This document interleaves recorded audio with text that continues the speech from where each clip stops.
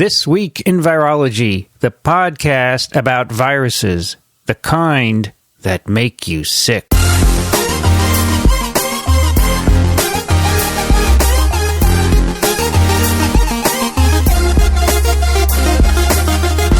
From Microbe TV, this is TWiV, This Week in Virology, episode 509, recorded on August 31st, 2018. I'm Vincent Racaniello, and you are listening to the podcast all about viruses. Joining me today in New York City on this last day of August, Dickson Despommier. Hello, Vincent. Cloudy New York City, 23 Celsius. It's a comfortable 23 degrees. Temperature's plummeted. It's fabulous. I'll take a whole bunch of days like this. Dickson said earlier that when he was younger, he liked the hot weather. I did. I mean, I was not anymore. A New Orleans boy for most of my summers when I was growing up. Yeah, indeed. But not anymore. Also joining us from Western Massachusetts, Alan Dove. Good to be here. Welcome and it's back. It's missed a week. I was actually took the family summer vacation right at the very end of the summer. Where'd you go? Went out to Zion Park and the Grand Canyon. Nice. Wonderful. Yeah. Did you see the fires? No, there was no smoke, no fires. Okay. It was very dry, and there were fire warnings everywhere, though. Right. We took our kids to Grand Canyon when they were quite small, and I went nuts because there's no fence around the edge. There isn't. They can walk right up to the edge and fall to their death. Some people have done that, actually. And, kids, they tend to run. So we held all three of them the whole time. It's just too much. I couldn't handle it. Taking selfies. And then they wanted to take the mule thing down the side. There's a 3-foot ledge that goes down. I said, no way, while I'm alive, am I doing that. I am not doing it. So you don't like heights? I don't mind heights, but going on a mule on a 3-foot ledge, no way. Okay. Nobody. Yeah, we actually the center of gravity is not good. Yeah. And mules tend to stumble, right? Even though they're okay, they scare the hell out Vincent, of you. if you look down and you don't see any piles of mules, it's okay. So we went and took this informational thing, and they said no one has ever fallen. I said, well, it's going to be me, That's right. Here lies. No, we went to this thing that we'd been there. We'd been out to the Grand Canyon about 13, 14 years ago, and then we went out to a different place called Grand Canyon West. It's on an Indian reservation, and they have a glass skywalk where you can walk out. Right, I heard about this that thing, and you're like floating in midair 4,000 feet over the canyon floor, and it's pretty cool. awesome. Yeah. Also joining us from southeastern Michigan, Kathy Spindler. Hi, everybody. I already jumped in before I was introduced, but oh well. So it's all right. So here in Ann Arbor, it's also really nice. 75 degrees Fahrenheit, 24 Celsius, and this new weather app has all kinds of data. So is it partly cloudy or cloudy or? It's a few clouds, not even as many as Springfield. You know what? That's not bad at all. Right. So it says partly cloudy, but humidity 56%, dew point 63%, UV index 6. Right. We didn't mention this. Waning gibbous. We're completely clouded in. We have no hint of sunlight where we are right now. Also joining us from Madison, New Jersey, Brianne Barker. Hi, everyone. It sounds like you have the same set of clouds I do in New York. We can see your house from here. Yeah, it's very gray and cloudy, although it is a nice 73 degrees or 23 Celsius, which is a big change from earlier in the week. But next by week, the way, those clouds are at about 2,500 to 3,000 feet all up and down the. But next week is going to return to the hotter weather. They claim that's true, but the humidity will be lower. It will? Yes, that's what they said. All right. I want to remind everyone to contribute to the Virus and Cells Gordon Conference 2019. That's next year. Julie Pfeiffer and Britt Glanzinger need some money to bring their speakers over. There's a link to the donation site in the show notes. Your donations are tax deductible. Also want to let you know about the Royal Netherlands Academy of Arts and Sciences Bayerink Virology Prize for 2019. Now, Bayerink was one of the 2 individuals who discovered bacteriophages, and that was at the end of the 1800s. So there's a prize named after him, and the organizers at the Royal Netherlands Academy asked me to draw this prize to the attention of my network. So there you are, network. If you want to nominate someone, it's awarded every 2 years to an internationally renowned researcher in the field of virology. It was established in 1965 as a cash prize of 35,000 euros. Cool. And a medal engraved with the image of Bayerink. Deadline for nominations is October 1st, and there's a link in the show notes. So if you know a virologist who merits this, please nominate them. Yeah. Not to be, overly detailed, but wasn't Bayerink TMV, not bacteriophages? Let's see. No, we have to get this right. Bayerink is a lunar impact crater on the 5. That's a start. Dutch microbiologist. So TMV was Peyton Rose. yeah, I think you're right. It might have been TMV. Yeah. What did Twort do? Twort and Durrell were the phage guys, right? Phages, yeah. Twort and Durrell, right? You can tell that Brianne is teaching recently. Yes. Since it always starts out with She the could be our history of facts virology. checker. I have a whole Bayerink story, so. Bayerink, yes, he was TMV. Yep. He worked on nitrogen fixation, exactly, plants. Okay, thank you. Right. And Twort and Durrell were the phage. Well, with the phaged guys, yes. So if you've already written an email correcting me, you don't have to send We're not going to read it. But either way, nominate someone for the prize. 35,000 euros is a nice chunk of change. Truly. It's about $35,000, right? Is it 1-to-1? Even, right? It's about 1-to-1. Yeah, it's about even, and it's it's from a place where the currency is probably going to be stable, right? Yep. Rather than getting it in, Yes. say, dollars or pounds or something. Right, exactly. The bingo contest is over as of this recording, August 31st. A number of you have sent in entries, and we will go through them next week and pick winners. Remember, it was the first 5 people who got a complete bingo. And some of you have said you spent 40 hours listening to back catalog. Wow. And I'm sorry, but you probably learned something. They're hugely informed now. Exactly right. Yeah, one person said, I've really learned a lot doing this. Damn it. So no more entries. Now, yeah, it's about 1-to-1. All right. We have some follow-up. We have an email from Seth Karras. Dear Dr. Racaniello and colleagues, I enjoyed your conversation with Jens Kuhn. His comments on the complexity of creating biological weapons were right on the mark and serve as a useful counterpoint to those who think it is easy to turn pathogens into effective weapons. As a non-scientist, I always find your discussions interesting and enlightening, even when I don't understand the science involved. Keep up the good work. Many thanks for referencing a study I did nearly 2 decades ago, Bioterrorism and Biocrimes. The study was written while working for the U.S. government and thus has no copyright. Subsequently, someone unknown to me took it and started selling print versions through Amazon.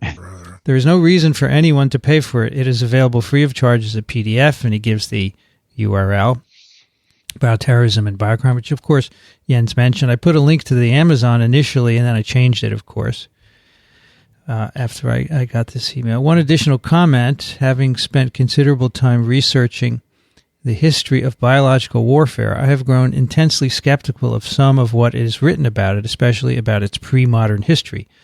The first incident for which there is definitive proof is the 1763 smallpox blanket incident at Fort Pitt. The evidence to support earlier examples is limited or non-existent. As an example, virtually every history of biological warfare will mention that the Greeks ended the siege of Syra by contaminating that city's water supply with hellebore, thus incapacitating the defenders. Yet there's no evidence that the city ever existed, and some classicists believe that the whole story was fabricated. Indeed, the oldest account of the incident dates to 200 years after it supposedly took place. Should you be interested, I wrote a new history of biological warfare available for free, another government publication incorporating the most recent scholarship. It gives a link for that. So it's free also. And in addition, I reviewed the available evidence on the history of biological warfare in an article published in Health Security, unfortunately behind a paywall. And even to me, it's behind a paywall. I couldn't get to it. Oh, gee. So there you go. Seth Karras is an emeritus distinguished professor of national security policy at National Defense University. Right. And apparently listens to TWiV. And so that's cool because he wrote on Monday or Tuesday. Good. And I got both of the downloads. I'm going to read them both. They sounded really cool when Jens mentioned the first one. So there's a movie, by the way, that documents the fact that smallpox-laden blankets killed off lots of Native Americans called Black Robe. That makes it right. No. It's based on all the historical facts. Right. It's an historically correct movie, surprisingly enough. So I highly recommend it. Film. Yeah. It's an excellent movie. I didn't know there was a National Defense University. Kathy said... You're not supposed to know that. You're not? No. It's a stealth. It's got a stealth building. And it hasn't been around for that long, and you can get a master's degree there. Mm-hmm. What is it? Well, you probably can't. Right. Yeah. Maybe by invitation only. maybe 1993, they were Clinton signed the bill to allow them to grant the degree of Master of Science in National Resource Strategy. It's advanced training for the military. Right. So I couldn't get a job there, right? You might be able to get a job. But I wouldn't. To the military. I wouldn't be able to podcast. Probably not. No. That's it. Not going. I enjoy podcasting more than getting paid, obviously. Dickson, can you take the next email? I certainly can. Jeffrey writes, as a student beginning a master's in microbiology at McGill University, McDonald campus, where our illustrious alumnus dosed his roommates with Ascaris sum, which is the infectious stage for a very large worm that lives in your small intestine, I feel a need to point out that St. Anne de Bellevue isn't truly part of Montreal. Fascinating episode on bioweapons and another great discussion with Dr. Kuhn. Keep up the good work. All right. Did we mention St. Anne de Bellevue last time? No, we didn't. We just mentioned it was at McGill University. Oh, was this Ascaris incident recent? No, this is about maybe 15 years old, maybe even older than that. All right. I couldn't quite get the Montreal connection with our podcast. McGill's in Montreal, but I think this campus that it took place on is campus the McDonald. It's the McDonald campus, which is on an island in the middle of the St. Lawrence River. Okay. Kathy, can you take the next one? Sure. This is Bob, right? Yeah, Bob writes, this was an awesome podcast. Jens Kuhn's story of his odyssey to Russia is fascinating. During the show, Kathy Spindler said something like, Chapter 12 tells this story and it is worth reading. I'll put a link to it in the show notes. Well, Kathy didn't say that because I have no way of putting something in the show notes. But anyway, we were hoping that it would be there. But Bob was not able to find it in the show notes because Vincent was not able to find a link to put it in. And we could send the PDF to anybody who's interested. I kind of looked around for a URL. It's in a book called Arthropod-Borne Diseases, which our library doesn't have. I wasn't able to find it by Googling. Who was the editor? Jonathan Richmond, who is also associated with the BMBL, the book about biosafety.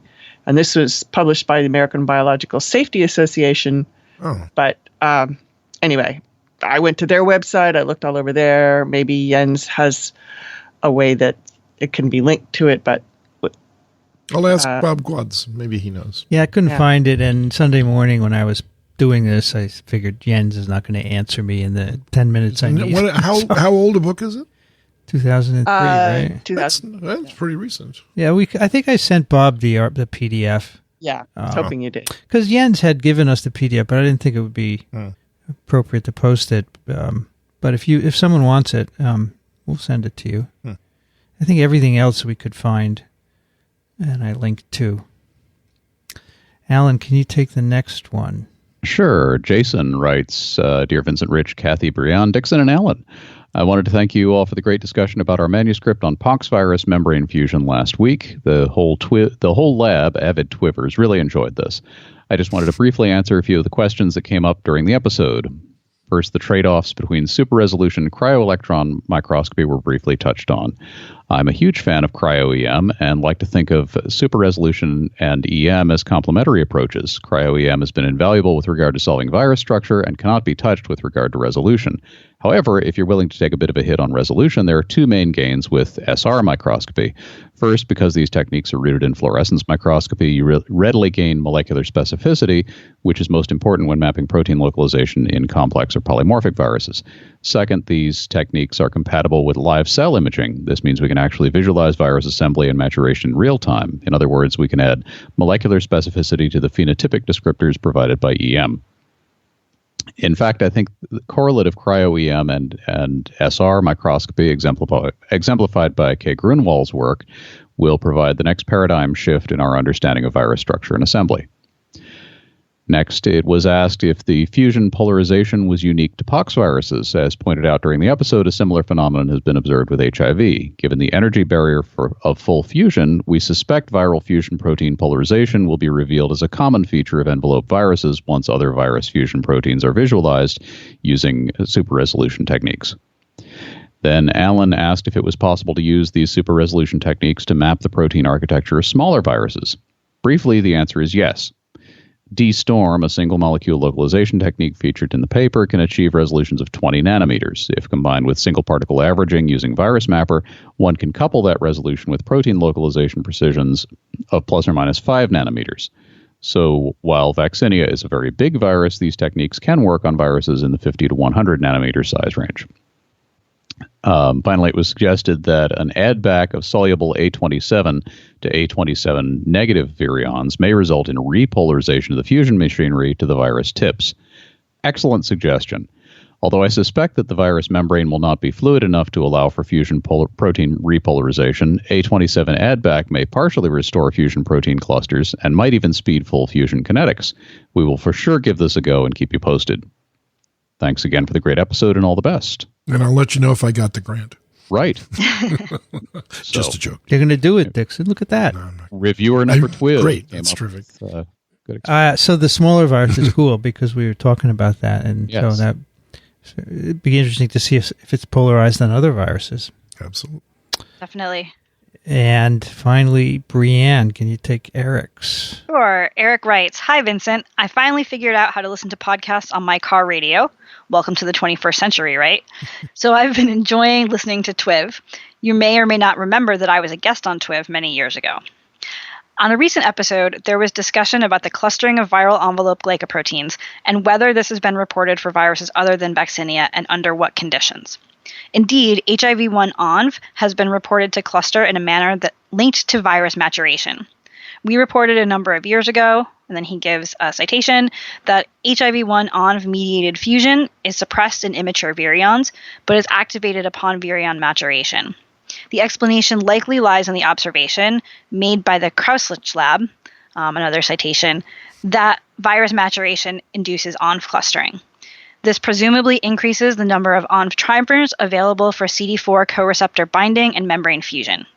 Interestingly, as with our earlier observations on suppression of fusion in immature virions, the clustering is dependent on the long cytoplasmic tail of GP41, probably as a result of interactions between the cytoplasmic tail and the underlying GAG lattice. Keep those TWiVs coming," from Eric, and he is at NCI. He's the director of the director of the HIV Dynamics and Replication Program. So I do remember that Eric was a guest. He talked about open access publishing. He's the editor of Viruses, an open access journal. Mm-hmm. However, I was going to say, of course, I remember every episode, but I don't, because we had Helen Lazier on not too long ago, and I said, "For the first time," and she said, "No, I've been on Twitter before." For the first time this week. I forgot. Over 500. Tell you, it's tough. Just keep. But I remember everyone you were on, Dickson, because there's so few. That's a low blow. That's it. Come on, that's not true. I remember the first one. I do too. Yeah. All right, I would like to have everyone's opinion on an article that was sent to us by our friend Islam Hussein. He wrote, "What do you think about this?" It's an opinion piece in the New York Times by Adam Grant, who is an organizational psychologist. And it's called "Those Who Can Do Can't Teach. Advice for College Students. The best experts sometimes make the worst educators." And he says, Einstein was a lousy teacher. So many very good researchers can't teach because, in part, they assume you know all the background because they do, and they don't teach it to you. And he said he had this experience in college as well. And I'm just thinking, yeah, I know a lot of good researchers who can't teach, but I also know some who are really good teachers, right? Here at Columbia, there are lots of good ones, and I'm sure elsewhere as well. So, I mean, I think the key is, and this goes back to something Peter Pelesme told me years ago. He said, never assume that people know anything when you teach. That's right. And the most elementary stuff, just explain it, and that's the way to be a good teacher. And it's true, because if you're an expert and you bypass all the basic, and that's mainly his thesis here. So what do you think, Dickson? Well, you were the greatest parasitologist in the world and a great teacher. Okay, you don't have to be that nice to Dickson. It's okay with there are just degrees of nicety. We're a good friend and we get along well. So the answer is that I've served many, many years on the curriculum committee here, and I heard the same complaint with regards to departments that had to put up members of their group as teachers so that when they came up for tenure, they could include that into their dossier to say, and not only that, they're a great teacher, that sort of thing like that. But very often what we found was that these people didn't really want to teach. They wanted to go back in the research lab. So what they ended up doing was teaching what they were doing in the research lab to the medical students. Yeah, of course. Yeah, they just give it data talk. And this was wrong. It was just absolutely wrong. I agree with that. And they were kicked off the program for the next year. And they wondered, what's wrong? What did I do wrong? I said everything correct, but you did, but you didn't address the problem of teaching. All right. So of course, that was the biggest. That's a big, especially in team taught courses. That's a big that's problem. right. People, that's right. Like here, Richard Axel would give his dad a talk. He doesn't want to teach anything. That's a lazy man's approach. Yeah. Or lazy person's approach. Approach. I mean, this author suggests that it'd be better to have grad students teach, and I would say maybe it depends on the grad students, because they don't have the background that someone with more experience. That is a widely used strategy at a lot of is. Of course. It's a money-saving strategy, too. It's not done primarily for teaching. No. So I remember my first experience at that. It was at the University of Notre Dame. And George Craig, who was running this course in parasitology, said, well, why don't you take the next lecture, because I have to be out of town for a week, and you can go ahead and do it. And I remember it was on Paragonimus westermanni, which is a fluke that you catch by eating raw or undercooked crabs, freshwater crabs, right? And we actually have it in this country as well. So, man, did I prepare for this lecture. It was an hour. And I had so many notes in front of me, and I gave so much information that at the end of this lecture, I swear that half of the audience was asleep. And their criticism to Craig when he came back was that this guy should never be a teacher because he just overwhelmed us with so much stuff. And I as a graduate student, was afraid to leave something out. Yeah, so I had to put everything. Yeah. And that was a very important lesson because George Craig sat me down and went over my lecture, and he says, well, here's the way I would have done it. And he crossed out about 3/4 of the stuff that I talked about. But I really appreciated that because then you can spend more time telling them about the things that are actually important rather than everything and letting them pick it out themselves, right? Because they won't find out until you give them the exam. Exactly. So I'm sure Brianne is more than aware of that because you've got a good reputation as a teacher. So to know that students come in fearful of the subject, you can make them go out with a smile on their face if you teach it correctly. Absolutely. I think that there, to me, are two kind of key points. One of them, similar to what Vincent said, it does take a different skill set to be a good teacher and a good researcher. Some people can do both. Some people can't. When I first started teaching, there was a careers article in Nature right about the week that I started teaching that compared being at a liberal arts college and being at a research institution to the Summer Olympics versus the Winter Olympics. Neither was any more prestigious than the other. They just required two completely different types of people with different sets of skills. Right. And I think that what I've realized with my students is that the topics that I teach change dramatically over time.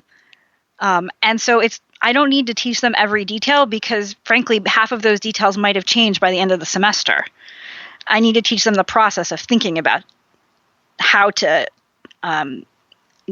deal with new material, not just a whole laundry list of those facts. So realizing what's important and breaking it down is very key. I don't know. I just think the title of the article is too broad, and I don't think that everyone who The takeoff on another. I understand, but I don't think everyone who can't teach. I mean, that the question is how much of a problem is it? And he hasn't done a comprehensive survey. No, it's his experience, right? So no, there are no data in the article. Right. When you Not at all. Also, he might not have written the headline, the title of the article. True. The point is that when you go to write a grant, okay, these are the people that do, right? They sit down, they write a grant. If you can't teach the study section what you want to do, and you use so much jargon in your abstract that no one understands it except the person reviewing that grant, you're likely not to get it. But if you can bring up everyone to a speed and then educate them, you've got it. So I think the people who really know how to do are excellent teachers at that level because they get their grants all the time. And I remember one person in particular who I don't think he's practicing any longer, but Jack Remington at Stanford was one of the most prolific researchers in toxoplasma research and wrote the most wonderful grants. They were joys to read because they started out with no knowledge and they ended up with all of it. Was he a good teacher? He was a superb teacher. Yeah, he really was. So the subtitle of this article is, as Vincent said, the best experts sometimes make the worst educators. Right. And so it's just like Brianne said, there's two different skill sets, and some people have both, and some people have one or the other. And I was reminded when, Vincent, you mentioned what Peter Palazzi's advice was. Somebody once said, and I really take it to heart, that you should treat your audience as if they're intelligent but ignorant. Right. So Yes, they can get, Yep. you can get what you're gonna teach them. They just don't know it yet. Here. And you just give them the way to learn what you want to teach them. That's perfect. I like that. That's great. Yeah. Now, the author recommends creating separate tenure tracks for teachers and researchers. What do we think about that? Dickson is shaking his head no. No? No, because professional teachers who don't do research are bound to fall out of touch with their subject eventually. And they end up teaching the same stuff again and again and again. I don't think that's necessarily true. No, but I've found this to be a typical, when someone retires, like say from the lab, but continues on in teaching, they in a couple of years from now, thank God I'm part of this podcast, by the way, because that keeps me abreast of what's going on. But ordinarily you lose track of everything. That may be true at an R1 institution, but somebody who's at a place like Brianne and is maybe not always doing active research has to have developed a way to keep up with what's current. And so just because they're not doing research at a particular time doesn't mean that they're still not able to be current. I mean, there were times when at Georgia I had a much heavier teaching load, and for, most of a semester I wouldn't be in the lab, but that didn't mean that I couldn't stay current with the latest lab developments. No, that wasn't my comment, actually, Kathy. If you had been out of research for 10 years and stayed on as a teacher, I guarantee you, if you don't go to the meetings, you don't read the literature, you just give the same lectures each time, that's the way a lot of people look at their jobs. And well, I would consider that a failure of the teacher. Yeah, I would too. But, Right, absolutely. I had some excellent teachers as an undergraduate at an undergraduate institution that was very, very focused on teaching. Had not a whole lot of research going on at all, and they kept up with what was going on in their fields, right, and kept the lectures fresh. And so, you could get the notes from somebody who took the class a couple of years ago, but they were going to cover slightly different material now. No, I'm sorry that I generalized so completely, but there are I would agree that there are people who will slip into a comfortable rut. Yes. And that's probably going to be exacerbated if half the courses they teach are things that don't change. You've got somebody who teaches anatomy and physiology. Dickson, every Yeah, that's year true, I that's true, sit here that's and true. revise my virology. No, I know you do. And I've had colleagues come in and said, what are you doing? Why are you spending hours on Right, each lecture? right. And I said, because it's slightly different. They That's said, you correct. could give the same one. So that, I know. because here's an R01 driven place and tell me people don't about want to it. teach. No kidding. Exactly. Well, as someone who is very much in the throes of putting together tenure documents, they're due on Monday. I can also say that there's a lot that you can, discuss about the ways that you're innovating your teaching, and the ways that you're actually trying to do that. And so I could imagine someone who is a tenure track person who is really completely teaching focused. I do still do research, talking a lot about, their teaching innovations and the types of things that they're learning pedagogically. And I'm happy to have some of those colleagues who can give me a lot of great teaching tips. So, Brianne, your institution is, for tenure, is teaching the main driver, or is it a combination of teaching and research? It is a combination of teaching, scholarship, and service. So you don't have to do research? Oh, I do. Yeah, scholarship. Is part of the You have to research, do yes. some research. We Are do there have to do places, research. there must be places where it's just based on teaching, right? Mm-hmm. Yes, there are places where there isn't as much required for scholarship, if at all. And I would say, the amount that I need to do versus the amount that someone at Columbia would need to do is very different. My requirements are much more modest. Yeah. We don't, And in some places, the scholarship part might be, as Brianne just mentioned, research about teaching pedagogy. Yeah. Yeah, that is acceptable here. It's funny for Columbia, there's a little bit of, it says how they've taught on the tenure instructions, right? Yeah. But I've never been at a tenure meeting where it was ever discussed, especially for medical school people. It's interesting because when I was at the School of Public Health and still been put up for tenure, Michael Katz, who was my mentor and my apologist for the tenure committee, came back and said, you got this tenure track promotion based on the students' evaluation of your course. Nice.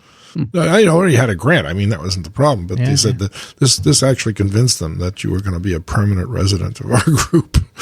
So, but my undergraduate school that I went to school at, Fairleigh Dickinson, had a few people that did research, but most of them didn't. And we're just talking about science now, right? You're not talking about history or languages or stuff like this, right? I don't know anything about that. So but the ones that were excited about their subject kept up. Right. And the ones that were bored as hell with it just didn't. That was too bad. You can have both. All right. Well, I thought it would be interesting to chat. If anyone has thoughts, send them in. Yeah.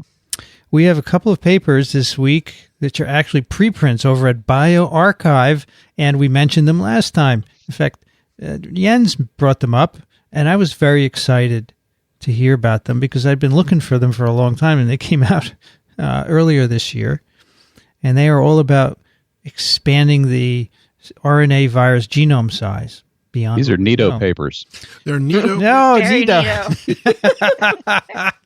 So there are two.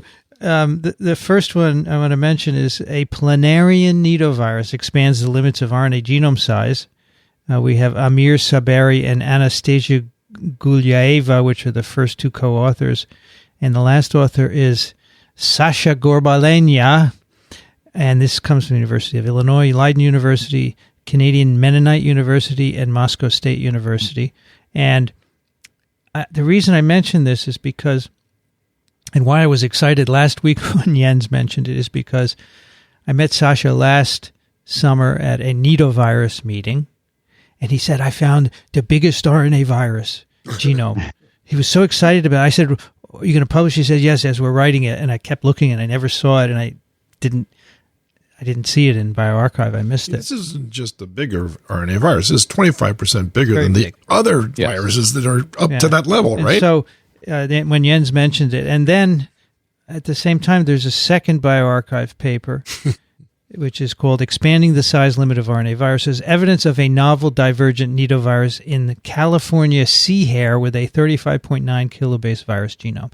This is by Humberto Debat, who is from the Instituto Nacional de Tecnología Agropecuaria in Argentina.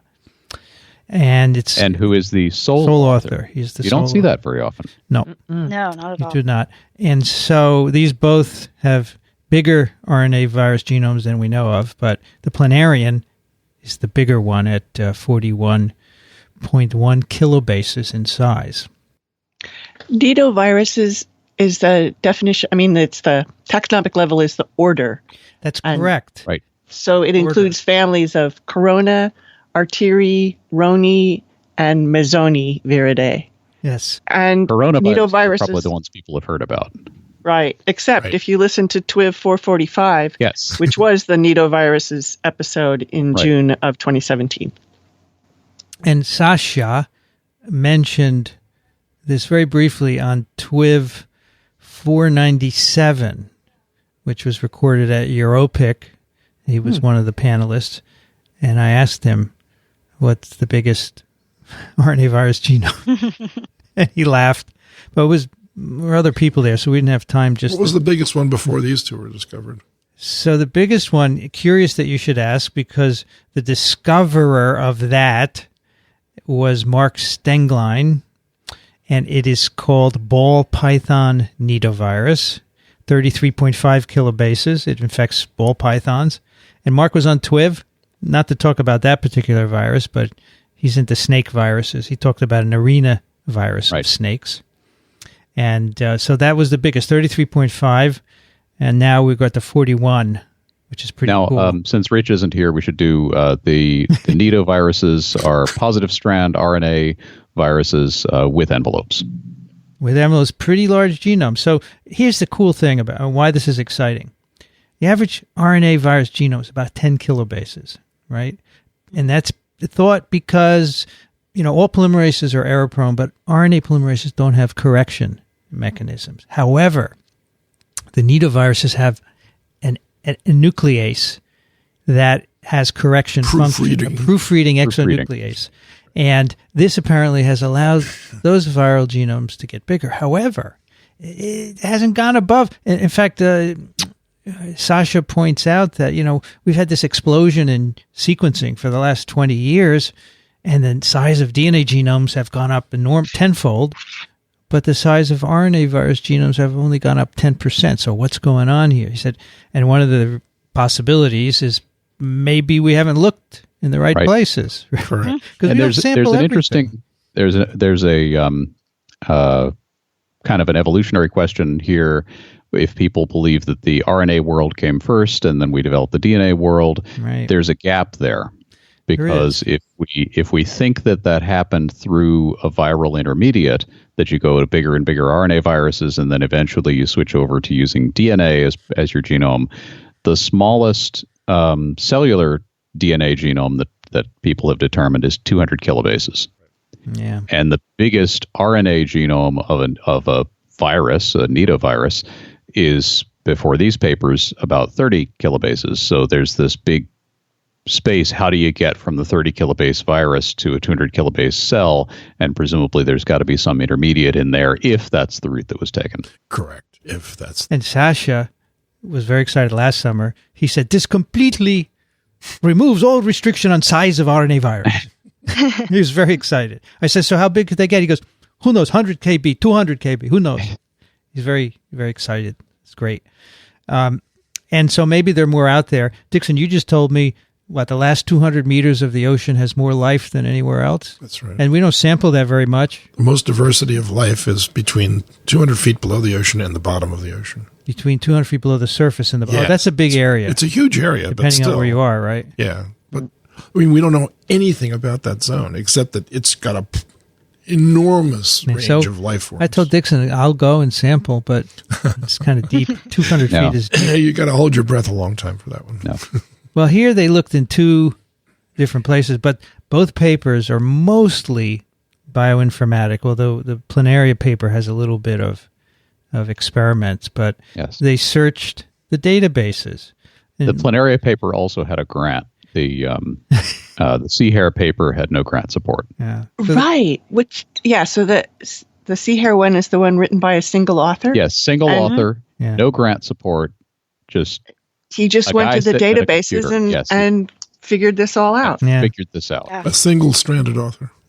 Yeah. So the planarian, recently, the transcriptome of the planarian Schmidtia mediterranea, that's reference number 24, had just been determined in 2016. All right. And it was by different authors. So they just went in and said, can we find long open reading frames? And if so, do they match up anything? And they found 41,103 nucleotide open reading frame, which looked like a nidovirus. And this is the cool part. It really excites me. It's a single reading frame. Open reading frame. This is so cool because the nidoviruses, they have long RNAs, but typically broken up into multiple reading frames. So typically you have a 5' end. These are plus strand RNA genomes. There's a long open reading frame that goes for maybe 2/3 of the genome, but it's interrupted by a stop codon, and you need ribosomal frame shifting to get the whole thing translated. All right, so that's ORF1A and 1B, and then the rest of the genome is translated via subgenomic mRNAs, little nested mRNAs, hence the name nido, which is Latin for nest. And this virus, the planarian virus, has one long open reading frame of 13,000 amino acids. Right. It's huge. It's huge. So they think the whole thing is translated and then processed. And they can see among these proteins things that look like, RNA polymerase proteases, structural proteins, glycoproteins, etc. And so this is clearly a nidovirus. And this is kind of a weird thing for the virus to be doing, to have this single long protein, because you need different quantities of these proteins, right? You need like catalytic quantities of some and stoichiometric quantities of others. Yeah. And presumably that's why the other nidoviruses have, this strategy. Broken it up, so they get right. broken it up, yeah. So the larger picture that I'm trying to get around, so to speak, as Rich would say, is to imagine how these sequences actually got established. And are there people out there that are just picking up random life forms, crushing them all up, and doing the sequence and putting them up on these gene banks? There's been a sea change in the technology, as we're told in one of these papers. Yes. That it's gotten much easier and cheaper to do these sequencing experiments, and so a lot more people working on a lot more organisms are doing them. But people, it's amazing. In the second paper, you'll see he just mined sequences. I guess that's what they did here too. Yeah. But I think a lot of people crank out a lot of sequence, but it takes a long time to analyze them. Right. And so other people can do that. These are all public sequences. And how do they know that sequence isn't also part of the planarian's own? Well, that's an experiment you can do, right? You could look at right. the DNA sequence and make sure it's not there. Exactly. You can then, and what they did in this paper, I believe they extracted RNA and did some PCR to confirm that this is present. But but Dickson, what is a planarian? It's a platyhelminthe. Oh, that's so clear. Oh, that answers it. It's a flatworm. It's a flatworm. It's in the phylum Platyhelminthes. How long is it? So, they vary. There's tons of species. So Schmidtia mediterranea. Some you can see with the naked eye. Some are hard to see. But there's a whole bunch of them that people used to work on. I know remember? in biology in school we used to look at them under the microscope. Dugasia was the one that everybody worked with. When they regenerate. They not only that, they learn by eating planarians that has already learned. Brianne, do you use them in any courses? Or? We don't use them in any courses here, but when I was an undergraduate, I very much remember a lab where we were looking at their regeneration abilities. Yeah. So they have a journal they used to call the Worm Runners Journal. And this organism was featured prominently in it. That's a great name for a journal. You split one in half and you get 2 planaria. Exactly. So are they asexually reproducing? They're hermaphrodites? They're hermaphrodites. Okay. These, the ones they're talking about in this paper, for the most part, I wouldn't say they all are. They have 2 forms, right? Is this... Right. I didn't mix these up. It's not the sea hares that are like this. It's the planaria. That's right. So these have a sexual and an asexual form, and the sexual one is hermaphrodite, and the asexual one just, splits. So as part of this larger group of platyhelminthes, you've got free living. That's the planarian group. Right. And then you've got all of the parasites, the flukes. They're all part of that They're group. related, right? They are. Yeah. So they split somewhere. So this is not a parasite. No. The planaria. This is Where do they really live? In the soil? Yeah, they live in the ooze at the bottom of the ocean. They live In the everywhere. water. Muchdeka? A lot of them in. Not of the Schmutzdecke. They're always in wet places. That's but correct. A lot of them underwater. You said ocean, so there can be Yeah. marine or freshwater. Absolutely. All right. Now, those of you listening should be screaming now. But what about virus? Yes. Because we so far have said virus. So far, we're still sequence. just on a computer. We're on a computer, and they did some experiments. So there's some electron micrographs of planaria. It infects their secretory cells. Well, first of all, they did in situ hybridization, right? Right. And they could see signal in a lot of secretory cells. So they call it planarian secretory cell nidovirus. And as Jens will say, that's not an official name, Jens Kuhn, because it has to be submitted and approved. Judged. Right. Well, and the paper hasn't even been submitted. Hasn't even been That's right. And so then they did some electron micrographs of planaria, and they could see what they thought were envelope nucleocapsids, right? Yeah. But here's the thing that is interesting. They just get these planaria, and they look, and these virus sequences are in them. You don't have to infect them. So why are these planaria okay? Or are they okay? Well, right? not all So that's the viruses thing. are Can you find some planaria without these and then try to infect them, right? Right. Which would mean you have to get some virus first. So, True.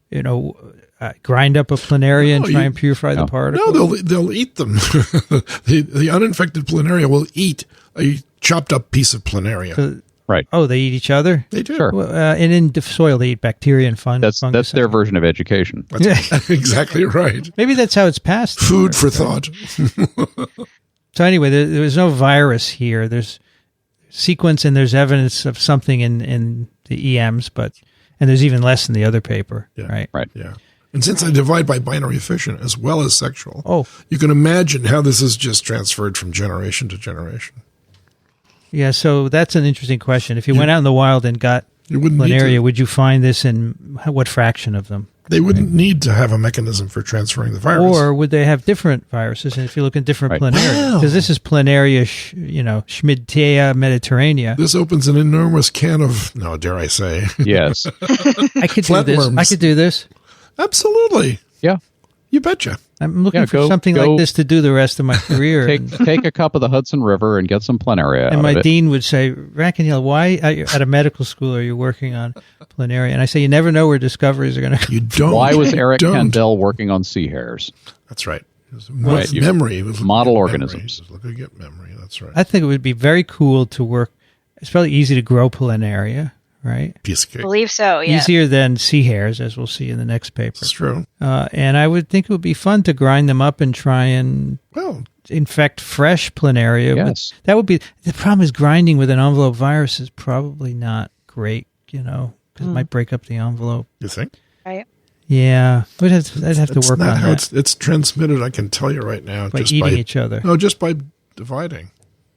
So there are lots of different kinds of planaria. I wonder how species specific it is, right, et cetera. Lots of questions. There'll be lots of questions here, and Sure. I'm not sure these authors are going to do that. Right. So I could just be me and a tech in the lab for puttering Yeah. away. Absolutely. I'm pretty sure you can come get some at Drew. TWiVs. I'm sorry, somewhat, Brianne?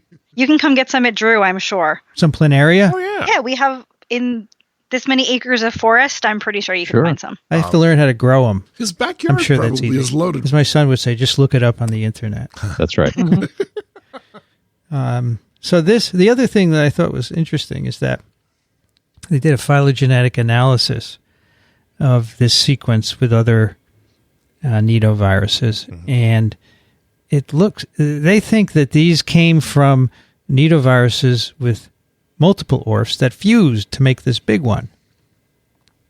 Because of the timing of, which Right. is kind of, so that means in some conditions there was an advantage to having a single orph.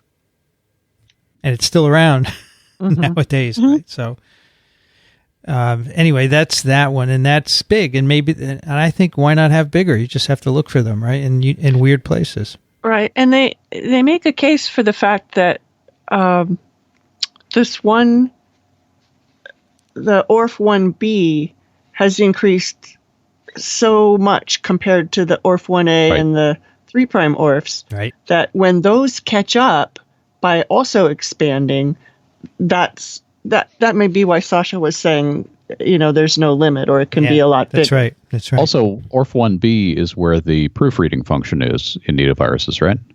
Right. Mm-hmm. So it may be that these viruses have overcome the barrier, the proofreading barrier, and they're accurate enough. Obviously, they can support a 40-plus kilobase genome. Maybe they're going to be accurate enough to support even bigger genomes, like if that was the barrier. Right.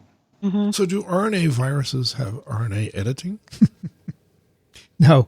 What do you mean by RNA editing? Not proofreading, right? No. Changing the base. Yeah, sure. Well, they Yeah. have non-templated polymerization. That's what we usually call RNA editing. Cytosine to But uridine. I think. no, for example, you would copy a template and slip and add some bases that are not templated.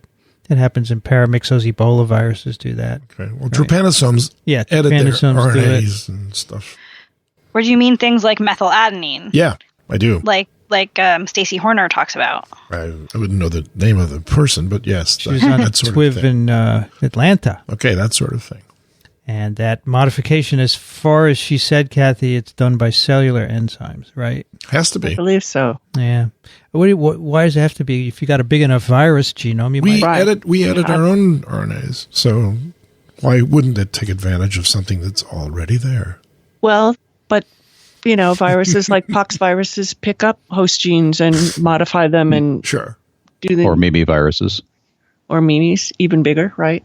Yeah, they have all translation. Remember, all but the ribosome. You remember that wonderful title? Yeah. All right. So the last sentence of a paper is always nice to look at. Since the ORF1b size barrier can be overcome and genome organization change, nidoviruses of yet to be sampled hosts might prove to have evolved even larger RNA genomes. Sure. Now, that's wrong because they do not evolve.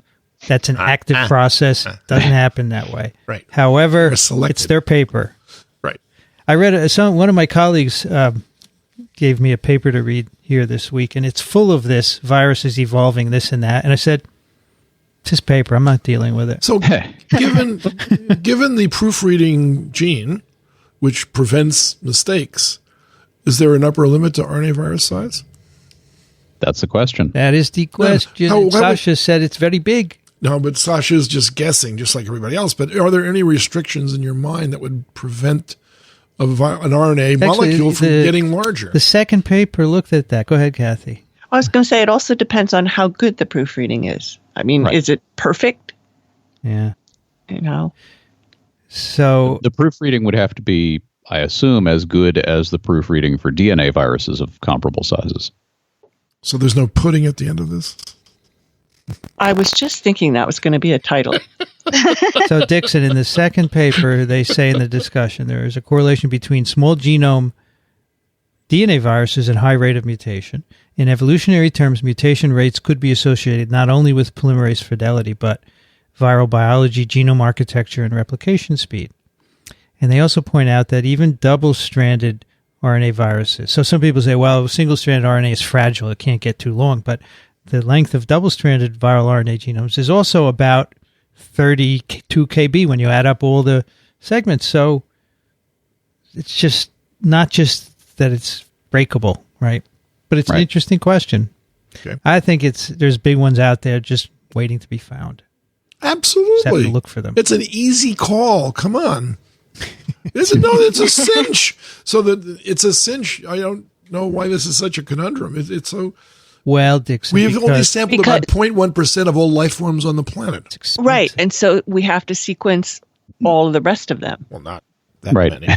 Well, if I you want wouldn't to go make that sure far. that you have, if you want to make sure you have the biggest, you would want to have the sequence of course. All of them. You need Then a it lot. becomes a contest. Well, first of all, Dickson, as you noted, going 200 feet down in the ocean is not cheap, No, it's not. right? All these scanning things are expensive. And then on land, remember we did a paper not too long ago Wait a minute. of a study where they collected all these vertebrates in China and sequenced them. Yes. Yeah, I mean, that's a big deal. It's a lot of money. It The is. sequencing is not So zero. going down 200 feet is not a big deal if you use robotics. Oh, yeah, I got that in my closet here. No problem. Well, No, but there's a ton of them out there now. you also Really? if you're just going to be sequencing, then going down 200 feet or 1,000 feet is really not all that expensive or technologically advanced. Didn't Craig Venter do something like that in his tour? He did the first 6 feet. Yeah, exactly. Sampling the deep ocean has been done for centuries. Correct. You just drop a bucket. I mean, it's not hard to sample. Alan, you got it. Well, you have to drop a tube and then open it at the right depth. Correct. Right. But that's still something that can be worked out with. That's 19th century technology. But it's not zero cost. You have to get a boat to get out there, right? But it can be done. The expensive part is in the sequencing and then in the analysis of the sequence. Here. Well, I'm willing to collect planaria and sequence them. Are you now? Yeah, I am. I think it would be fun. You could probably buy a bunch of them of different sorts and write to people who are working on them. Yes. The second paper is right here at Columbia, okay? Not the paper, but the organism. That's true. And this gentleman, Humberto, decided to look in the genome of Aplysia californica. Correct. Which is a California sea hare or a sea slug or a mollusk. Or a seahorse. So we had a discussion about this as to whether or not it's a nudibranch or not. Is it? It's not a nudibranch in the sense of classification, but it's so close in terms of its biology that to split them off from each other is only based on genetics. It's not based on whether they're totally different from each other or not. Okay. Well, did we say? They both have naked gills. Okay. Go ahead, Kathy. Oh, did we say that this author is from Argentina? Yeah. Okay. Just wanted to remind that. Okay. Aplysia is a gigantic gastropod. It's very big. Up to 7 kilograms. Yeah. I've never seen one in life, even though they're right across the street from me. Right. Exactly. And of course, they are used as a lab model for studying nervous systems because they have 20,000 neurons. And a very large brain. 10 ganglia. Right.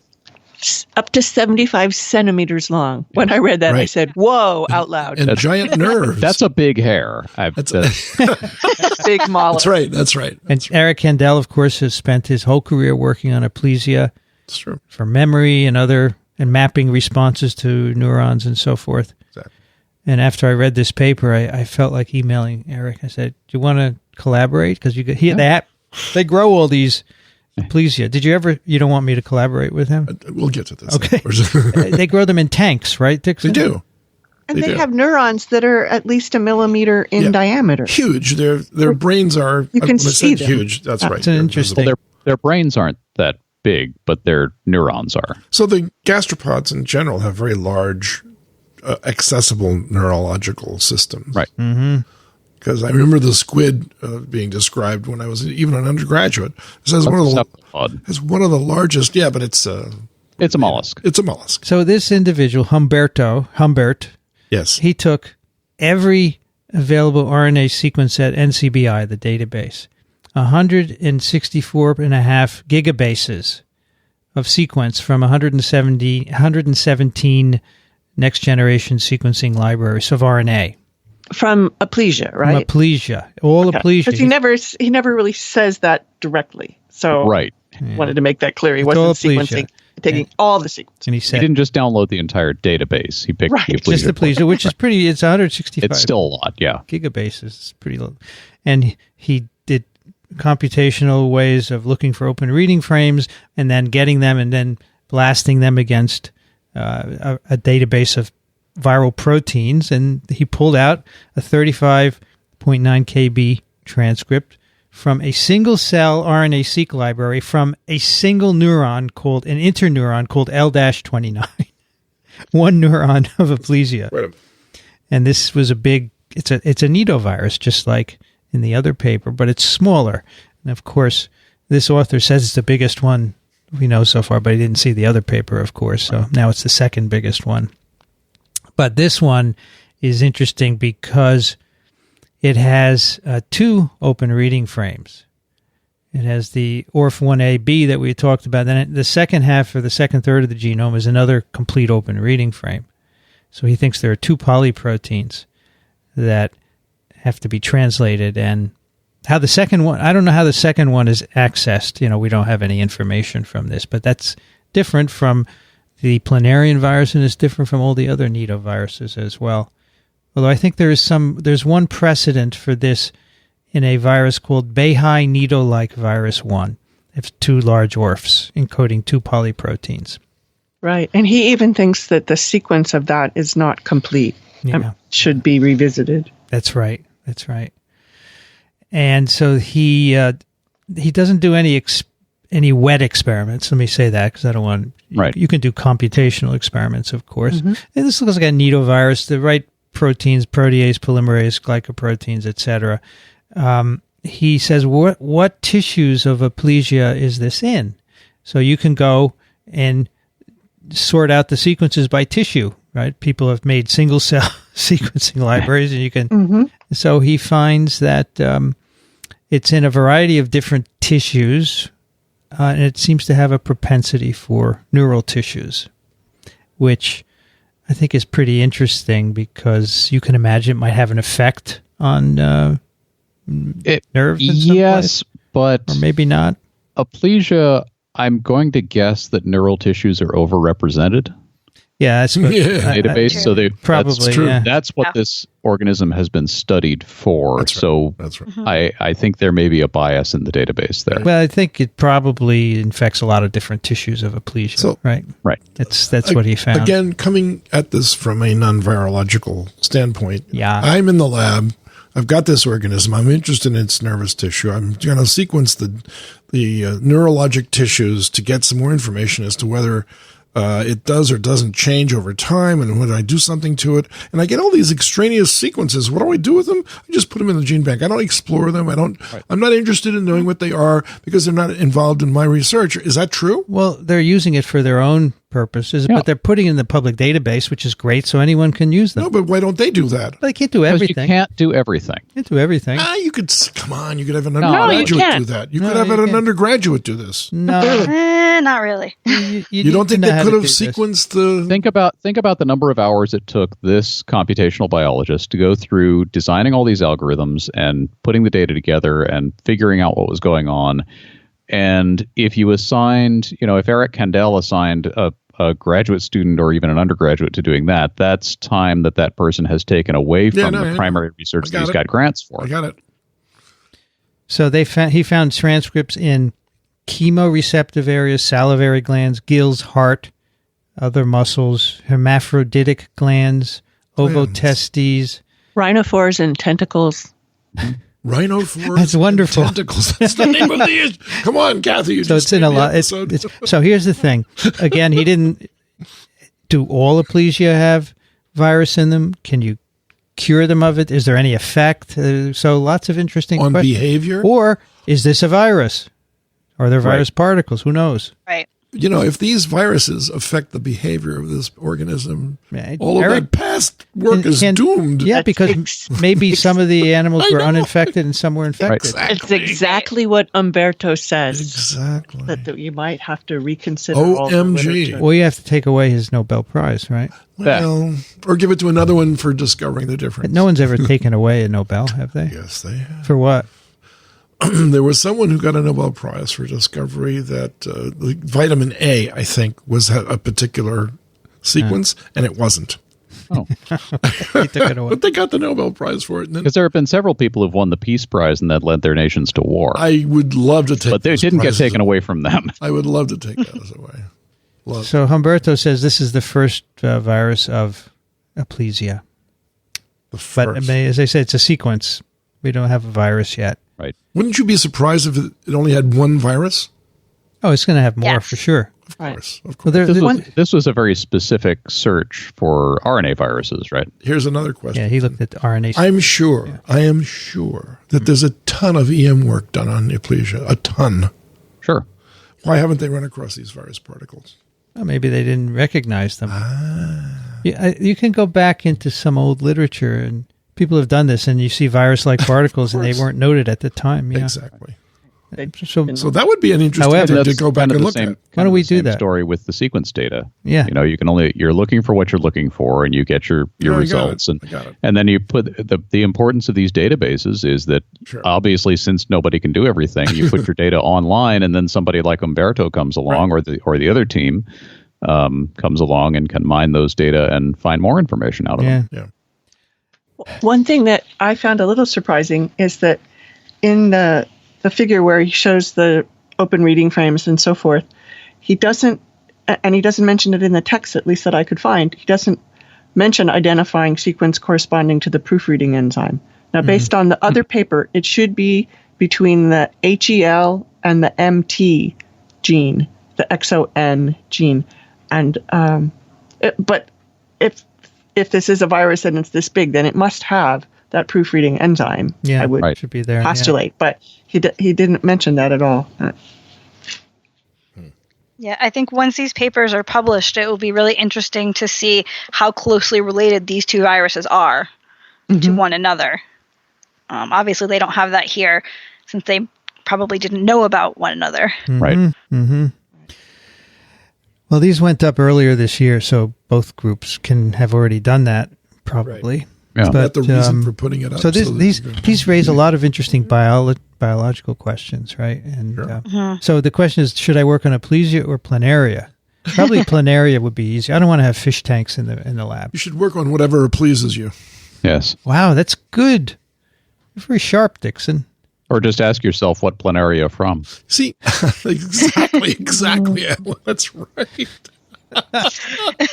But I think somebody should give Umberto a grant so he can do some virology on this thing. Here. Yes, absolutely. Yeah. Well, he might not want to. He might want to go back or maybe he's going to go hunt for more viruses in the database. I don't know. But I was thinking of emailing Eric Kandel and saying, "What do you think about this?" He probably doesn't know about it. Probably right. He may not. Would he answer my email, Dickson? He might. Even as a he might. Colleague here? He might. Did he move down to Manhattanville? I don't know that either. No, he owns this building over here. He wouldn't go anywhere. No, I think he was going down there. You do? So back on Umberto, his 2017 paper was an RNA virome associated to the golden orb weaver spider.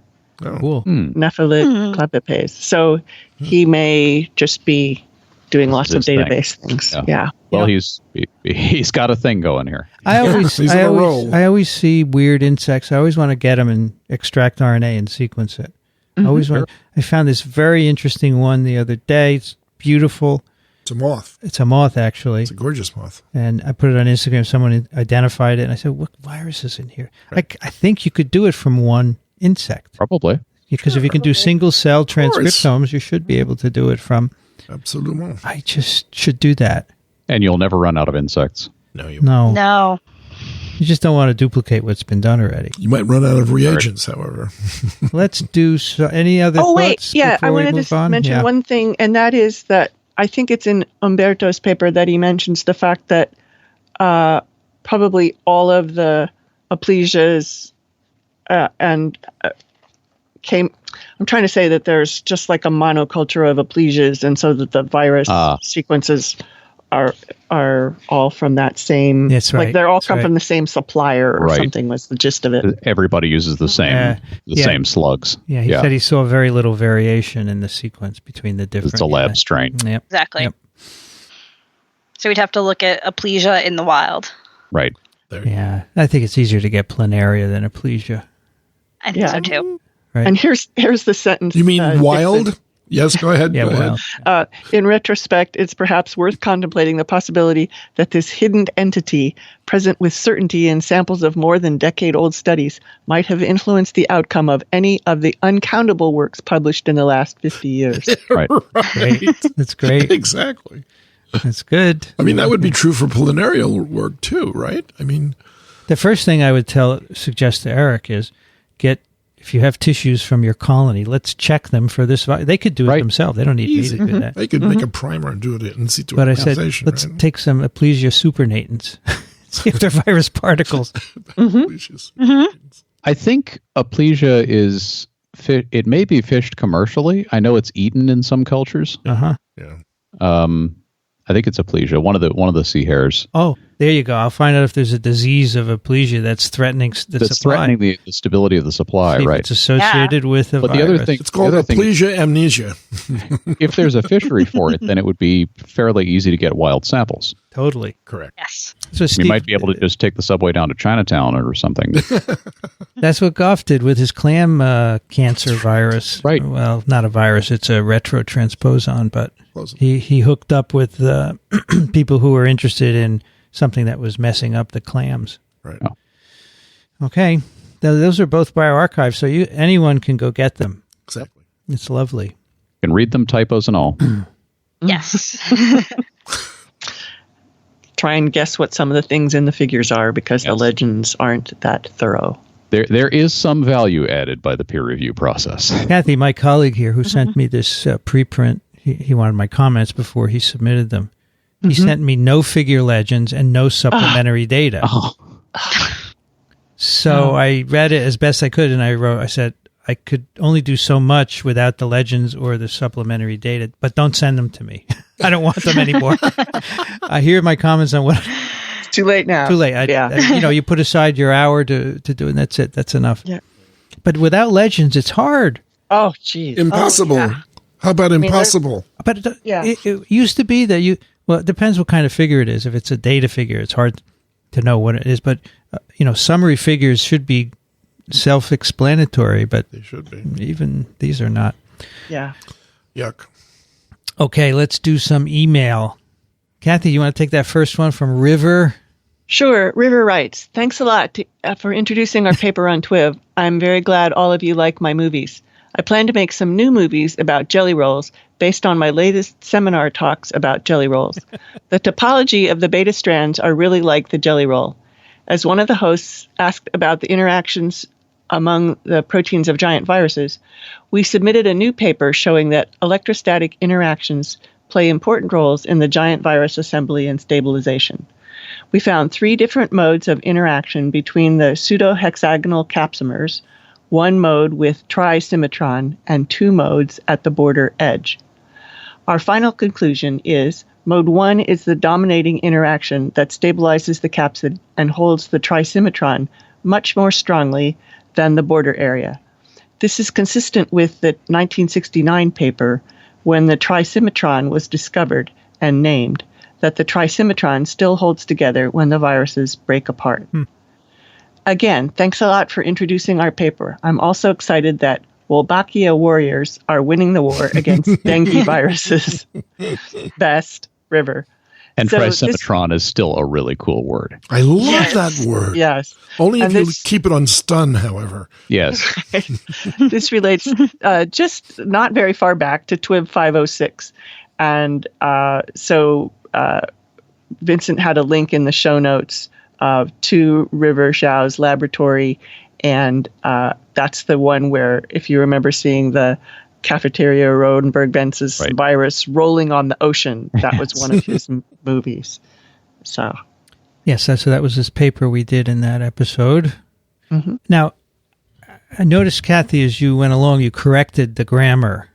So I'm wondering, you tried. It's hard to do. She edited. She had a transcriptome I tend edit. to not. I tend to read it. And because I know it's a little disturbing when you read grammar that isn't quite right. So I think it's interesting how people take different approaches. I prefer to read it the way they've written it because it's but then I think it's really hard for the listeners to understand. Yeah, it could be. It could be.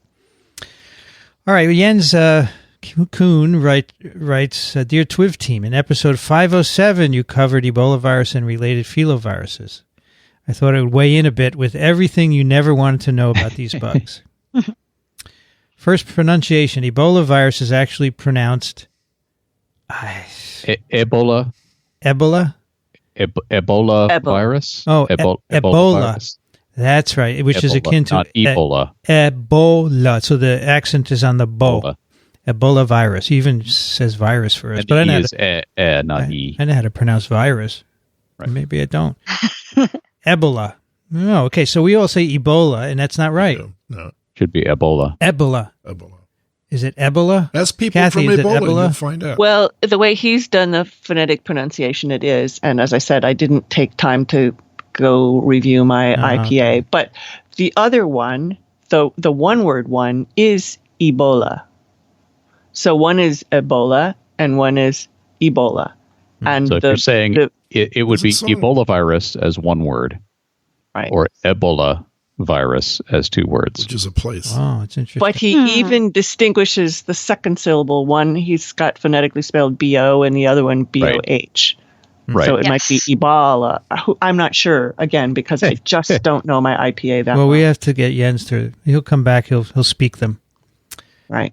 This is because the word Ebola is francophone in origin, i.e. the E in Ebola has an accent aigu, which, however, is not shown because the E is capitalized, i.e. is actually E with the accent aigu, B-O-L-A. The pronunciation is in contrast to the word Ebola virus, the vernacular for one members of the genus Ebola virus, one word, which is pronounced Ebola virus. This nitpickiness becomes important because of the Ebola virus, two words, versus Ebola virus, one word dilemma you mentioned. Correct pronunciation of both words is the only way of properly differentiating between the two in oral proceedings.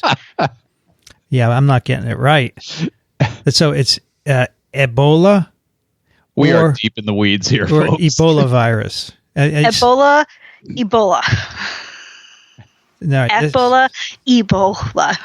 Second bullet point. Please don't say there are multiple kinds of Ebola virus. There are several Ebola viruses, and they are as distinct from each other as Lassa virus is from LCMV, lymphocytic choriomeningitis virus. Ebola virus is one of them. Bundibugyo is another. You asked about specifics on the Marburg virus outbreak in Belgrade in 1967. I thought this is a good opportunity to point out that the original publication on the outbreak is almost never cited, but should be. And he gives the citation in Cyrillic. Which I'm sure you'll read, Vincent. Come on, let's read that. Well, he's got a translation, an unknown virus disease transmitted from infected green monkeys to men. The publication attached is behind a paywall, behind a language wall, as it is in Cyrillic Serbo-Croatian, and behind a search strategy wall. The publication is actually indexed in PubMed, but you would never find it if you didn't know a priori what you are looking for, as the only search terms that would locate it are monkey and disease, which of course will give you thousands of hits.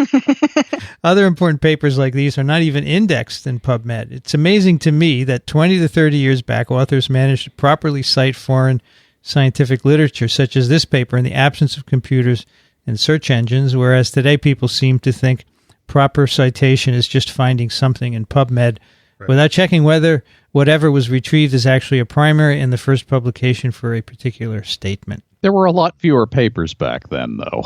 This is true. It's true. And we had libraries we went to and physically looked at them, so we could actually page through and see, this has to do with what I'm citing. Got it right. By the way, the 3 Marburg virus disease outbreaks in Marburg, Frankfurt, and Belgrade were connected via the infected grivets. These 3 places received from the same primate supplier in Uganda. Okay, a little bit of self-promotion. You asked about how many filovirus disease outbreaks there were. I actually made what I think is a very nice figure of all human filovirus disease outbreaks and sporadic cases for the chapter in the latest edition of Harrison's Principles of Internal Medicine. There's a citation for that. Chapter's behind a paywall, but the figure, which he attached in his email, may give you something to discuss, in particular in regard to the question of CFR and whether one virus is worse than another. Please note that the latest COD DRC outbreaks are not yet included in the figure. Case fatality ratio. You said often they can identify bushmeat as the source of Ebola virus disease outbreaks. That is not correct. Interviews with index cases often revealed that they were hunting in the forest and caught certain animals, but that is where the connection ends. One might as well say trees are the source because people walk through the forest. This is important, as bushmeat is an important food source in many areas, not unlike shooting deer in the U.S. is bushmeat, by the way. Yes. And therefore, discouraging contact with bushmeat might have negative consequences, as in no food. Right. The discovery of a new Ebola virus, Bombali virus, in bats indicates that the source of Ebola viruses may indeed be mammals, bats, but in the reports about past outbreaks, the bushmeat association was made in regard to non-human primates, not bats, right? By the way, the distinction between bushmeat and game is the skin color of the person collecting it. Yeah. Is that right? It's true. As far as I can tell, yes. Yeah. So I was the one who said they can identify bushmeat as the source. If you go back to some of the original papers, which I did, maybe they don't say that, but they come pretty close, and so maybe they're not right in doing that. In short, we do not know how Ebola viruses spill into the human population. Kudos to you for saying grivet instead of African green monkey. Most people do not appreciate the complicated taxonomy of African green monkey, which is a term that actually should not be used anymore. I do not. Does anyone appreciate the complicated taxonomy of the African green monkey is an understatement.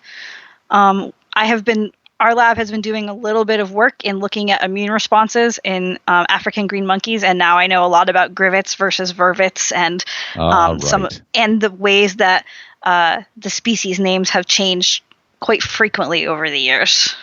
So why shouldn't we use African green monkey anymore? There are lots of different of types of monkeys. Yeah. That African green monkey kind of groups together monkeys that are actually separate. Okay. All right, the last bullet point. Nomenclature, capitalization, etc. The members of the genus Morbillivirus, capitalized and italicized, one word, are called morbilliviruses, not capitalized, not italicized, one word. Likewise, the members of the genus Ebolavirus, capitalized and italicized, one word, are called Ebolaviruses, not capitalized, not italicized, one word. This is admittedly an unfortunate genus name, as one of the 5 members of the genus Ebolavirus, one word, is called Ebola space virus, capitalized, not italicized, 2 words. I would love to change the genus name to get rid of this confusion, but that requires majorities in committees. The International Committee for the Taxonomy of Viruses, of which Jens is a member of one committee. And there you go. Moving on, Alan, can you take the next one? Sure. Sam writes, "Hello, TWiV. It's been a real hot day in Tucson with a high of 112 Fahrenheit or nearly 45 C and a humidity of 21%. The good news is monsoon season is in full swing, so we have 20-60% chance of rain forecast each day for the next week. And with the rain will come some wonderful, cool 96-degree weather. Our evening skies have been filled with towering clouds rising over the mountains and being lit by the sunset. You will no doubt hear of this paper by Ulrich Lober et al. In PNAS many times, but it's too cool for me not to flag it," and sends a link to a paper. Koalas have come up on TWiM regarding chlamydia, I seem to recall, so interesting to hear that a virus may be involved. Congratulations on 500 episodes. And this is virus involvement in immunity in koalas. So the link he sent is for a phys.org summary of the original paper, which is a PNAS paper, Degradation and Remobilization of Endogenous Retroviruses by Recombination During the Earliest Stages of a Germline Invasion. So this was done in the koalas, whose germline is being invaded by the koala retrovirus. And apparently, endogenous retroviruses can protect against invasion. It's a cool paper. We should do it sometime. Yeah. We say it all the time. Cool. We say it all the time on cool. TWiP, and we never do them. It bears mentioning. Is a koala a bear? No. It's called a bear, though. Koala bear? Yeah. It's not really a bear. Can you take the next one, Dickson? Sure. John writes, "I appreciate the work you all do and the discussion you bring to the airwaves. I will add that I stand with Bob's letter. I understand it's difficult to remain objective when there is nonstop media spin with an agenda. Alas, we are all human, but if anybody has the pedigree to parse out the relevant points, it is all of you. A couple of other points. The outbreak exhibit at the Smithsonian is phenomenal. The Gladwell podcasts were fascinating. I was pleased to hear that it was one of your picks. Keep up the good work and bring forth your efforts to see the forest from the trees. Funds donated to show my appreciation for your work. Thank you. Take care. JT." If anyone wants to know, Bob was the person a few episodes ago who claimed that I was vitriolic and angry when I mentioned Trump asking for the difference between HPV and HIV, right? Wow. Which we discussed. Mm-hmm. Meanwhile, someone said to me recently, "Why did you apologize for criticizing him?" And I said, "I didn't apologize for criticizing him for not knowing the difference, because I think he should know. I criticized him for questioning vaccines." Right. And I don't think I was vitriolic and angry. I apologized for that, actually, because I don't want to be vitriolic and angry here on TWiV, okay, about anything. Save it for off-air. I think passionate is fine, but I don't want to be angry. Right. All right, let's we could do one more. I Sure. think Brianne has one more to do, right? Yeah. Okay, yes. Ben writes, Dear Team TWiV, with regards to the discussion on episode 507, I had to write in because this may be the only time that my professional experience is directly relevant to a discussion on TWiV. As an artist and teacher of art at the tertiary level, I'm guessing that I'm in a rather small minority of listeners to the TWiV family of podcasts, so I feel compelled to add some thoughts regarding the relationship between art and science. I wanted to pick up on Rich's comment on how he felt that his work refining technique in the lab was a kind of art. I reckon that this comment is spot on in a way that a lot of people in both the arts and sciences don't fully appreciate. Art as a form of investigation depends on the ability to reliably repeat specific relationships between materials, techniques, and processes. Repeatability is as important to art as it is to science. I understood Rich's comment as relating to the art of the physical process of doing science, something that is a kind of embodied cognition that is not completely dissimilar to, say, playing a musical instrument. Alan's comment about the art on cave walls, I can read, was really important here too. I love the idea that the cave wall was our first kind of peer-reviewed publication. And that communicating important relationships with the environment and our fellow organisms on this planet is part of the shared work of both art and science in a way that we can relate to those cave paintings. I like that too. I think it is really useful and important to think about the parallels and distinctions between the practices of art and science. One of the parallels that I often discuss with my students is the difference between basic curiosity-driven research and more applied forms of investigation. This is a useful distinction for artists to think about. One way to describe this is in relation to materials and representation. On a basic level, as artists, we want to know what our materials can do, their limits, and where we might find interesting thresholds where the materials cross over from doing one thing to doing something quite different.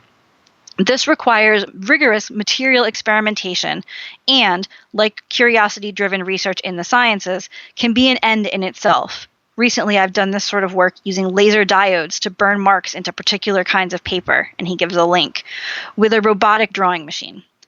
This material research might then be applied to the task of representing something or evoking a feeling. I think there are any number of parallels that we can draw between art and science at the level of process. Another of these is the task of interpreting and communicating experiments, which I see as being fundamental to both disciplines. If, as artists, we don't spend time reflecting on and interpreting the material that we've created, we quickly lose direction, and experiments become just experiments without any useful or communicative outcomes. While there's all these questions of process, where we can find parallels between art and science, there are some places where our disciplines diverge, perhaps less when it comes to the means and more when it comes to the ends. Whereas manipulating results to fit our how we feel about the subject has no place in a scientific publication, artists do this all the time when they exhibit their work by selecting only the works that evoke what they're looking for in a particular subject. And while a powerful sense of mystery might drive the scientific endeavor forward, in art, a powerful sense of mystery might be the end in itself. Mm-hmm. Very good. Yes, all the best. And Ben is a lecturer in drawing at the National Art School in Sydney, Australia.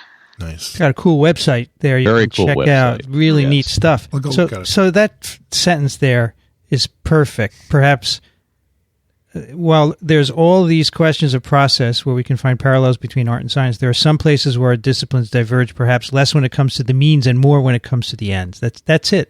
That's the difference between science and display art or whatever you want to call it. I think this is beautiful. Nice. I wonder how many artists we have listening. I don't know, but that was my thought, was that now, and when I tell people about the kinds of people that listen to TWiV, I can say artists. Yes. You bet. Well, we have familiarity with science artists, right? We do. Mm-hmm. Michelle Banks and the Vexed Muddler and others who were at ASV this year. Mm-hmm. I'm not sure they listen, though. Yeah. But they might want to. I don't know. All right, that's it for TWiV's email. Now we can move on to one of our favorite parts of the show, the picks of the week. Brianne, what do you have for us? Yes. I came across this climate change visualization earlier this week. It is a view of a lot of different countries showing temperature anomalies. So degrees above average or below average for the past 130 years. And it's really striking to watch because in the beginning you see sort of some fluctuations up and down that look a little bit maybe like noise. And then as you get towards the end, you see how dramatic the temperature increases in many countries or most countries across the world are. I find it, very clear to see the changes that are going on. I think it's really pretty impressive to watch. And I did see it one of the days earlier this week when the temperature here was rather sweltering. So it felt very profound that day. This is really cool. Yeah. There's several videos, and several of them play with no sound, and it's so I've been watching those while you're talking. This is really cool. I just recently re-looked at the climate change by degree over time. That really long comic strip by it's the XKCD artist. I just happened to re-look at that, and the temperature just doesn't go up very much or change very much over time, and then suddenly it changes a lot. This is a different way of depicting all of that. It's cool. Very neat. Yeah. Alan, what do you have? I have a little tool that I've been using for probably about a year now.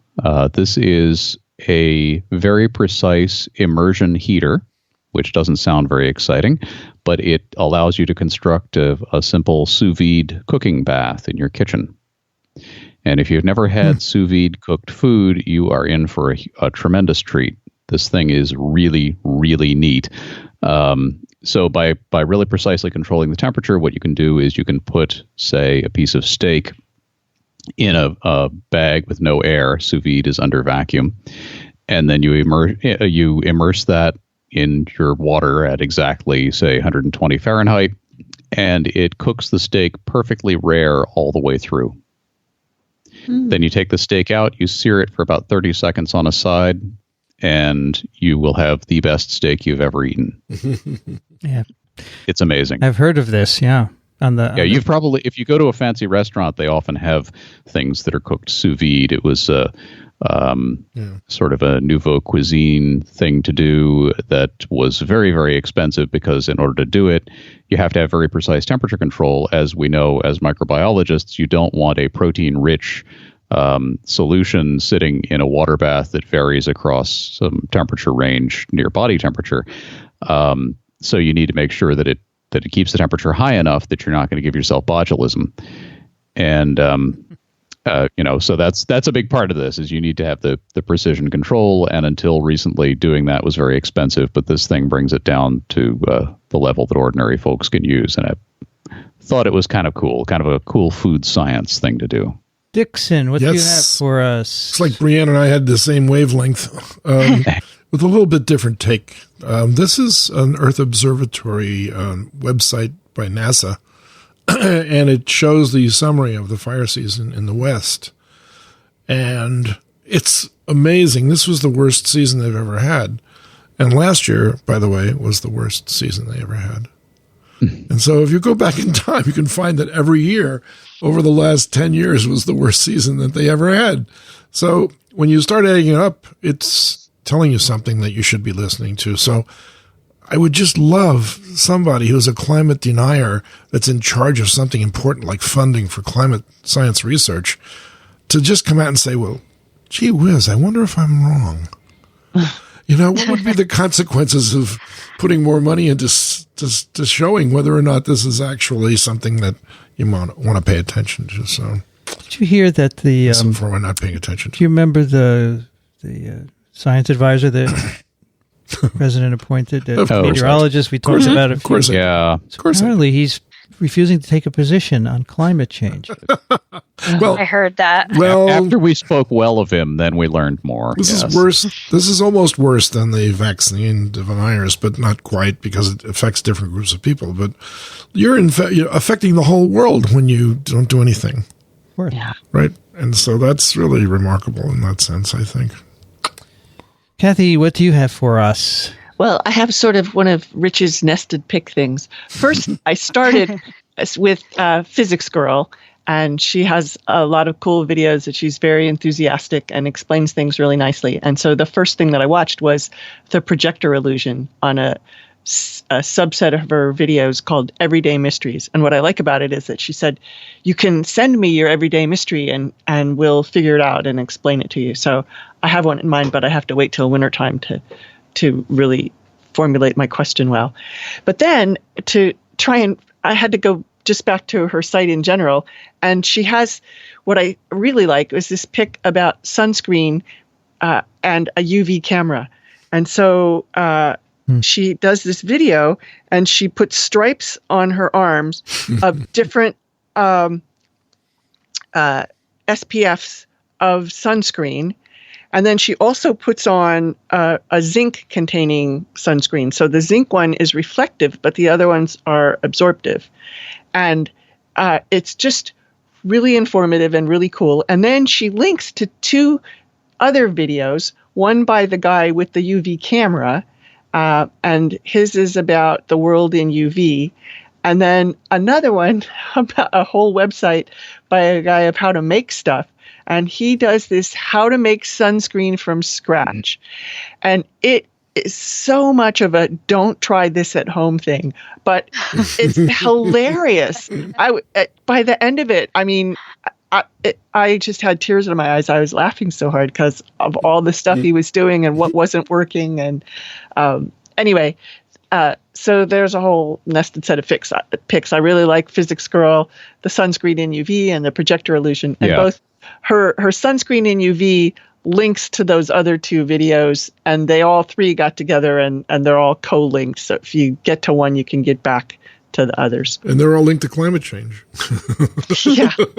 Yes. The nested picks can be neato picks, right? Ooh, yes. Right. No question about it. Right. All right, my pick is inspired by our listener pick. So let me give you the listener pick first, which is Rivers, who we read his email earlier. I went over an article, a little bit old, that might be interesting for your podcast listeners, particularly scientists. And he links to an article in the News Gazette. It's called George Will, The Conscience of the Present. And back to River. I really like the opinion of curiosity is the main force that drives science advances.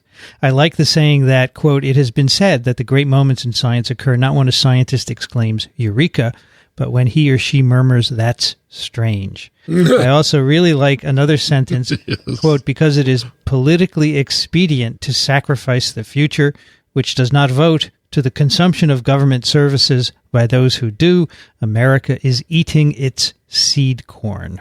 Oh, my. Yes. This is a summary, actually, of a short article by Flexner. Simon? Not Simon. No, I forgot his first name, and I don't want to move things. I'll lose my place here.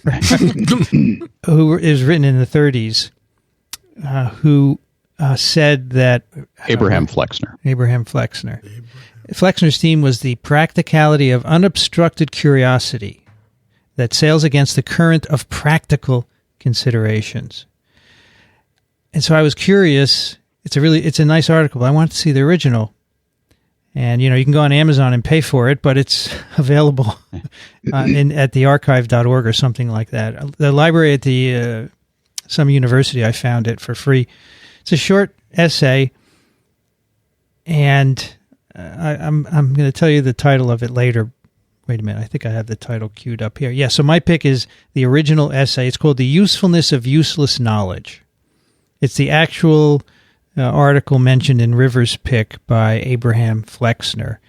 And the theme is about science should be all about curiosity, not trying to solve a problem. Or some of it could be, but not all of it. He says, here I'll just quote a line, I am not for a moment suggesting that everything that goes on in laboratories will ultimately turn to some unexpected practical use, or that an ultimate practical use is its actual justification. Much more, I am pleading for the abolition of the word use and for the freeing of the human spirit.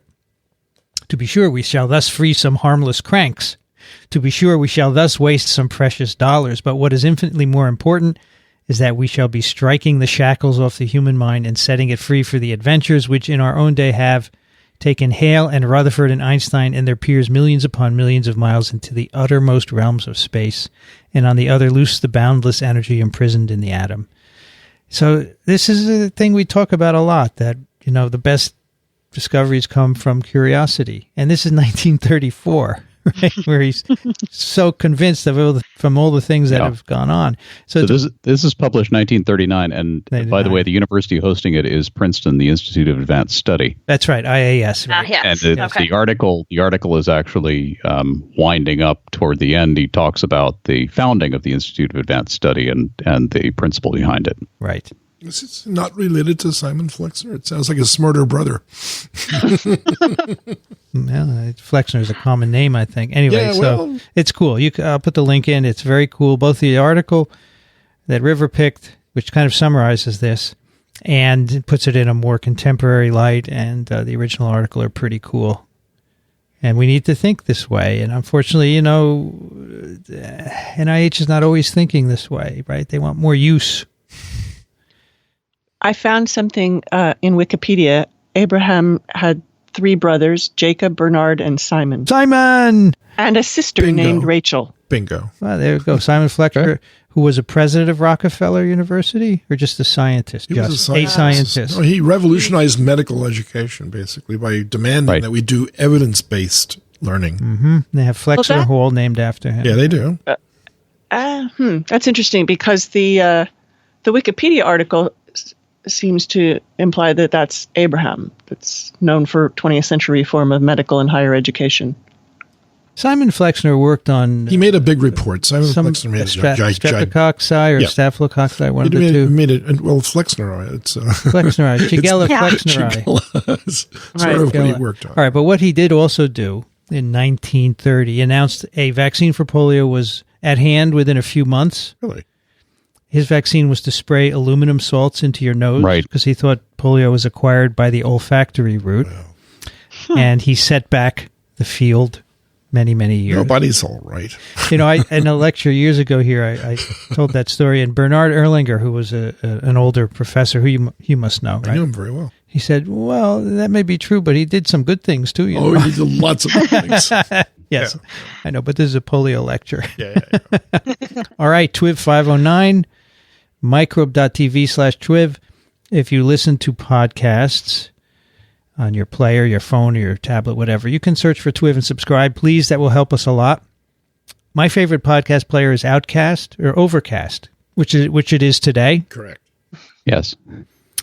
If you do use Overcast, by the way, you can give a rating to our podcasts, right? If you use Overcast, there's a place where you can discover new podcasts, and there's a category for science, right? Science and medicine, it's called here. Let's see. Science and medicine, right. And in that category, there are 20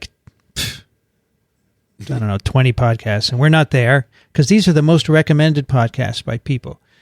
Radiolab, You Are Not So Smart, Science Friday, The Infinite Monkey Cage, Skeptic's Guide to the Universe, blah, blah, blah. I'm on Overcast, and where do you start? Sorry? So when you're playing a podcast... Okay. Let's see if I can... Because if we want people to do this, we need to know how to do it. Right, so in the upper... when you go to the information, so if you're playing a podcast, there's a little I in the name of the podcast. Okay. You hit the I, and then the upper right, there's a star. You hit the star that says, I recommend this. Okay. And then if enough people, then we'll show up in the top 20. Got it. Okay. We already made the quiz show Ask Me Another. Right. At least one of our podcasts did. That's right. So would would be good to do it for every episode? Do you think? Why not? Yeah, as many as possible. Yeah, okay. I don't want you to spend 40 hours doing that, but from going forward, as you listen, just hit the... Sure. Not everyone uses Overcast. I understand that. Yeah, but I like Overcast because it gives me more variety in speeds to play, and also was one of the first ones to have a good sleep timer. I have spent a good amount of money on advertising on Overcast because there's when you play a podcast at the bottom, there's a link to something related, and that has to be an advertisement. And if you click it, within one more click, you can subscribe immediately. So we get good new subscribers by advertising every month with different shows. I can do about $1 per subscriber. That's the rate that we get. We can get a few hundred subscribers a month, so that really helps. But I would like to be in that top 20 of science and medicine. Absolutely. Because people go recommend me a science and medicine podcast. We should be there. So it's only if you use Overcast, of course. Send your questions and comments at twiv@microbe.tv. If you like us, consider supporting us financially. Microbe.tv/contribute. Dickson Despommier is at thelivingriver.org, Despommier.photoart.com. Thank you, Dickson. You're welcome, Vincent. Brianne Barker is at Drew University. She's on Twitter as BioProf Barker. Thanks, Brianne. Thanks. It was great to be here. Kathy Spindler, University of Michigan in Ann Arbor, Michigan. Thank you, Kathy. Thanks. This is a lot of fun. Kathy, you going to watch the Notre Dame game tomorrow? Probably not. I am. I'll watch for both of us. Okay. Are they playing the Notre Dame? They're playing Notre Dame. Where? At South Bend. It's the first time in 6 years. Michelle will watch. I'm sure.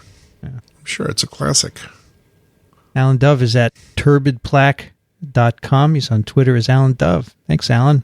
Thank you. It's always a pleasure. I'm Vincent Racaniello. You can find me at virology.ws. Thanks to ASM for their support and Ronald Jenkins for his music.